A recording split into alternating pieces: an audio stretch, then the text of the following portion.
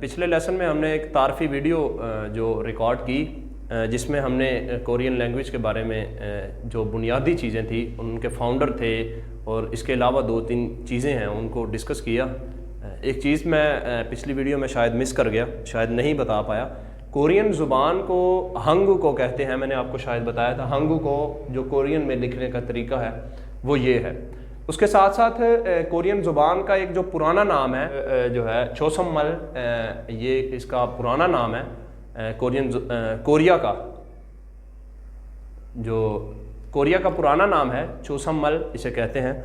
तो इसके साथ बाकायदा बगैर किसी तमहीद के पहले लेसन का जो आगाज़ करते हैं, इसको जहन में रखा जाए कि ये कोरिया एम्प्लॉयमेंट परमिट सिस्टम के तहत जो ज़ुबान की तैयारी की जाती है और बुक 1 जो है उसकी उसी मुताबिकत से हम लेकर चलेंगे। क्योंकि मेरे जो समझने तक जो चीज़ आई है वो ये है कि अगर कोरियन ज़ुबान को हमने सीखना है तो वो एक बड़ी जदीद किस्म की जो किताब है, उसके साथ साथ मैं आपके साथ पिक्चर्स और जो है वो बुक की वोकैबलरी के साथ और बाकी चीज़ें जो है वो उसके स्क्रीन में यूज़ करता रहूँगा, ताकि आपको जो है वो बग़ैर किसी मुश्किल के आपको जो है वो ज़ुबान आसानी से समझ आ सके। तो पहले जो है वो हम आगाज़ करते हैं कॉन्सोनेंट का, उसके बाद हम जो है वो वॉवल्स की तरफ चलेंगे, ताकि कॉन्सोनेंट अगर हम सारे करेंगे तो वॉवल्स हैं वो साथ नहीं कर पाएंगे। तो मेरा ख्याल है कि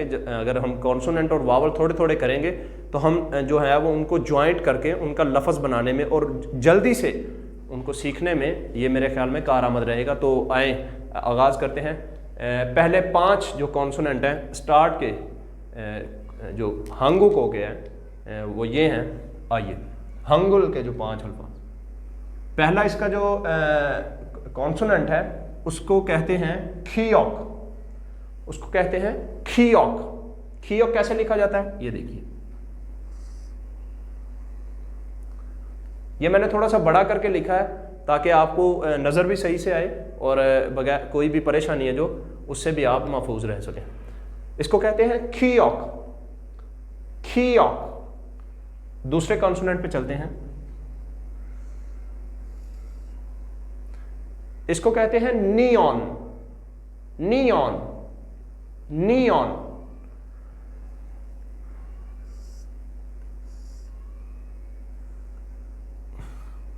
ये आपको सी नजर आ रहा है, इंग्लिश नुमा बना हुआ सी, इसको कहते हैं थीगत, थीगत, थीगत।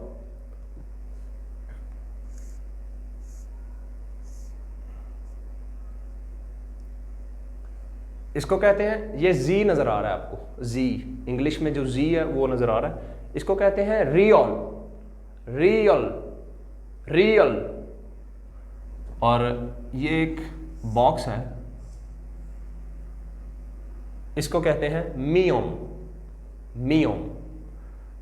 1 2 3 4 5। इसकी मैं साथ साथ जो है वो उर्दू में भी लिखता हूँ ताकि जो है वो आपको याद करने में भी आसानी रहे।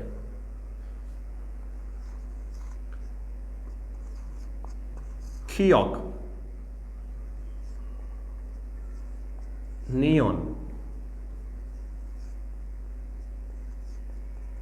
थीगत, रियल, मियोम। एक चीज़ बड़ी ज़रूरी है जिससे स्टूडेंट्स हैं वो बड़े कंफ्यूज होते हैं, वो मैं साथ साथ डिस्कस करूं, क्योंकि जब हमने लैंग्वेज सीखी तो हमें इस बात का बड़ा वो रहता था ध्यान। आप इसको बाद में नोट कर लीजिएगा, मैं स्पेस छोड़ रहा हूँ इसीलिए मैं आके बता रहा हूँ ताकि जो है वो आपको आसानी रहे। हमने जब इसको सीखा था तो हमें ये बड़ी मुश्किल लगती थी, वो उससे ये था मुश्किल लगती थी कि हम ये समझते थे कि ये खीओक है, ये यकीनन ये खीओक है, लेकिन इसकी आवाज़ जो है हम जब फ्रेजेस में और लफ्ज़ों में इसकी आवाज़ को लेंगे तो हम इसको खी की आवाज़ लेंगे। पहली खी की आवाज़, इसकी 3 साउंड है, हर लफ्ज़ के 3 साउंड है, ठीक है। जब वो स्टार्ट में जैसे अलिफ जो है, एक मैं मिसाल के तौर पर समझाने के लिए आपको समझाता हूँ, ये अलिफ है, अब जब हम इसे लफ्ज़ों के साथ अटैच करके पढ़ेंगे या फ्रेजेस में इसको यूज़ करेंगे तो ये अलिफ नहीं आ के साथ पढ़ा जाएगा। जैसे कि मेरा नाम अरसलान है तो मैं अरसलान लिखता हूँ, अरसलान। अब देखें ये अलिफ था, इसको हमने आ के साथ पढ़ा, अलिफ तो नहीं पढ़ा हमने। इसी तरह ये खीओक है जो, ठीक है, इसी तरह ये देखें हंगुको, ये हंगुक, ये देखें गी की आवाज़ ही है, गाफ की, हंगुक, हंगुक, ये एक साउंड देगा। इसीलिए आपने परेशान नहीं होना कि ये मतलब खीओक क्या आ गया, नियन क्या आ गया, थीगोत क्या आ गया, रियोल क्या आ गया, मियोम क्या आ गया। आपने इसको इसी तरह ही इसको याद करना है। जैसे कि इसकी 3 साउंड है, वो मैं आपको समझा रहा हूँ। जब ये खीओक है किसी भी लफ्ज़ के स्टार्ट में आएगा तो ये खी की आवाज़ देगा, ठीक है। अगर ये कोई भी लफ्ज़, जिस तरह ये लफ्ज़ है, पूरा लफ्ज़ है, ये इसके सेंटर में आ गया, ये यहाँ पर यूज़ हुआ है, तो ये गाफ की आवाज़ देगा। मेरे ख्याल में आप समझ रहे हैं मेरी बात को। अगर किसी को समझ नहीं आ रही तो मैं व्हाट्सएप जो है वो अपना नंबर पोस्ट कर दूंगा, आप वहाँ पर भी मुझसे पूछ सकते हैं। सेंटर में जब आएगा, इसकी सेकंड जो प्लेस है, सेकंड साउंड है इसका, वो गाफ का आएगा। और जो इसका लास्ट साउंड है, और वो लास्ट किसी भी अल्फ़ाबेट्स हैं, जितने भी अल्फ़ाबेट्स हैं, इसे कॉन्सोनेंट हम कह रहे हैं, इसका जो लास्ट वाला साउंड आएगा वो उसके एंडिंग जो है, वो लफ्ज़ की जो एंडिंग है वो साउंड आएगा। जैसे खीओक, काफ का साउंड आ रहा है, काफ, ठीक है।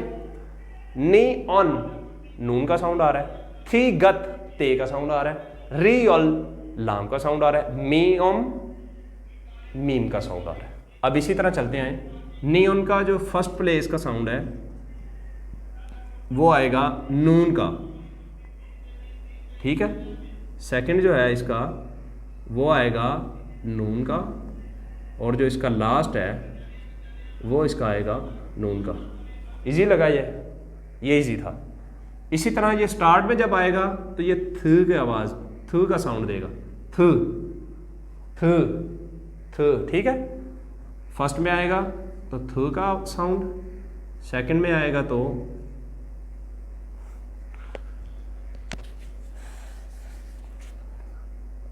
फर्स्ट में थ का साउंड, सेकंड में दाल का साउंड, दाल का, दाल, और लास्ट में जब है वो ते का साउंड देगा। थ, दाल और त, 3 साउंड है इसके। आगे आए रियोल का, स्टार्ट में इसका आएगा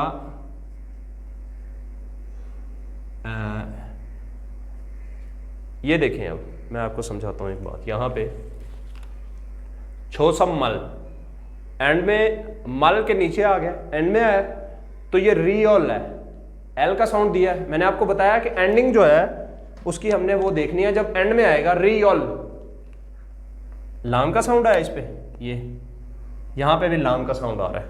इसी तरह स्टार्ट में जब आएगा तो रे का साउंड देगा, सेकंड पे भी रे का,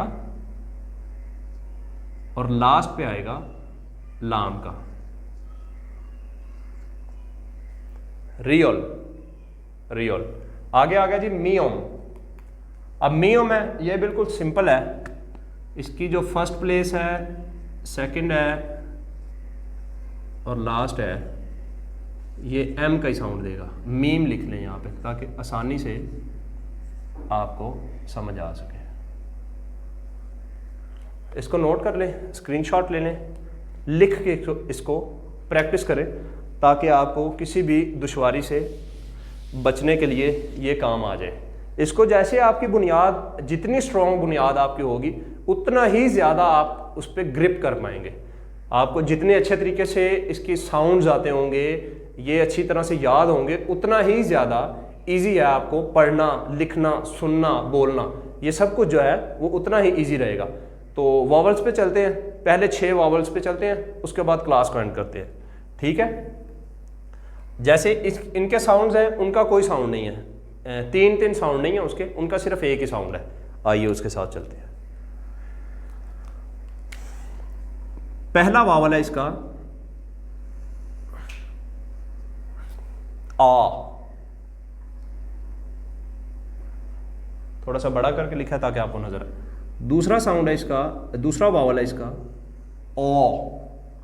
पहला वावल है इसका आ, आपने मुंह को आराम से खोलते जाना है, साउंड बन जाएगा आ आ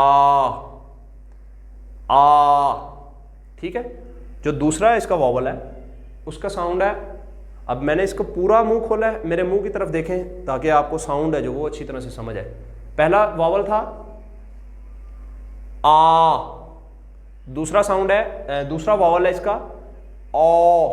पहला मैंने पूरा मुंह खोला, उसके बाद थोड़ा सा मुंह को क्लोज किया ओ। मैं उर्दू में लिख देता हूं ताकि आपको आसानी रहे। आ ओ। तीसरा वावल है इसका ओ। ओ उर्दू में, इंग्लिश में आपने ओ पढ़ा है, बिल्कुल सेम वही इसका साउंड है ओ ओ।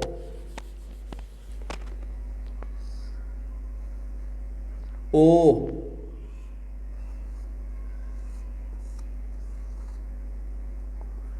ओ।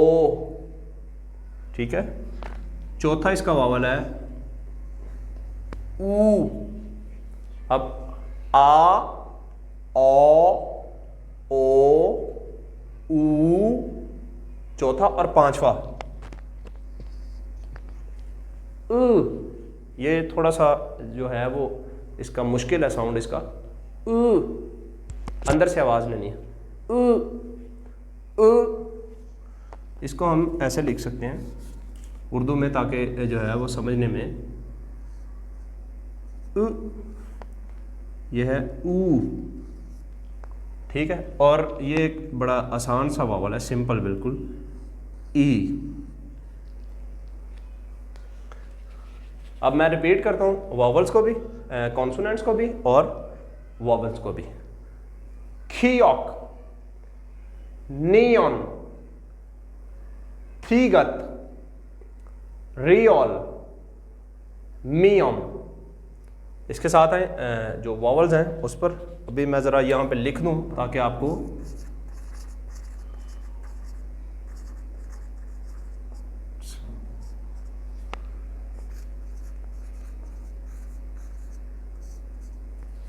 इसकी आप चाहे स्क्रीनशॉट ले लें ताकि जो है वो आपको प्रैक्टिस के दौरान है जो वो मुश्किल का सामना ना हो।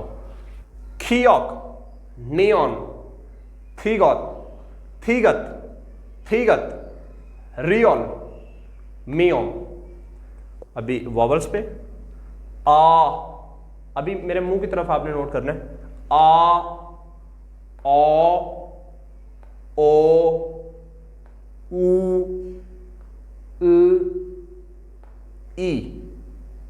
ठीक है। इसको रिपीट कर देता हूं ताकि आपको जो है वो अच्छी तरह से याद। आ, ओ, ऊ, ई। इनको अच्छी तरह से आपने प्रैक्टिस करनी है। इनको याद करने का जो तरीका है वो जो है वो अच्छी तरह से आप इसको पहले नोट डाउन करें, उसके बाद इसको आप इनकी अच्छे से प्रैक्टिस करें ताकि जो है वो लिख कर आप इनको याद करें और ताकि आपको जो है वो अच्छी तरह से याद हो सके। आज का जो लेक्चर है वो इसको यहाँ पे ख़त्म करते हैं। मैं ये सोच रहा था कि इनको जॉइंट करना जो है वो आपको सिखाऊं, लेकिन अभी ज़्यादा लंबा ना हो जाए लेक्चर और ज़्यादा काम ना पड़ जाए, इसीलिए यहाँ पर इसको क्लोज़ करते हैं। नेक्स्ट क्लास में आपसे मुलाकात होगी। लेसन 2 में इनको जॉइंट करना भी सीखेंगे और आगे जो है वो कॉन्सोनेंट और वावल्स भी ध्यान से हम याद करेंगे और इनको जो है आप अच्छी तरह से याद करें। अगली क्लास में मैं आपसे जो है वो पूछूंगा भी, तो आप अपने तौर पर इसका जो टेस्ट भी करेंगे ताकि आपको जो है वो अच्छे से प्रैक्टिस हो सके। लेसन नंबर 2 की क्लास में मुलाकात होगी। तब तक के लिए खुदा हाफिज़।